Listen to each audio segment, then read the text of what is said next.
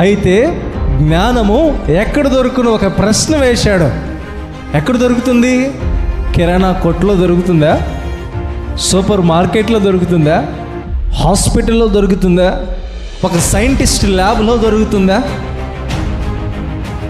యాకోబు రాసిన పత్రిక 1వ అధ్యాయం 5వ వచనం మనం చూస్తే, మీలో ఎవనికైనాను జ్ఞానము కొదువుగా ఉన్న ఎడల అతడు దేవునిని అడగవలెను, అప్పుడు అది అతనికి అనుగ్రహింపబడును. యోబు ఏమంటున్నాడు? జ్ఞానము ఎక్కడ దొరుకునంటూ ఉన్నాడు. ఎక్కడ దొరుకుతుంది జ్ఞానం? దేవుని దగ్గర దొరుకుతుంది. మీలో ఎవరికైనాను జ్ఞానము కొదువుగా ఉన్న ఎడల, అంటే ఆల్రెడీ కొంత జ్ఞానం ఉంది. మనం చదివే పుస్తకాలను బట్టి, బడికి వెళ్ళుట బట్టి మనం కొంత జ్ఞానాన్ని మనం నేర్చుకున్నాం.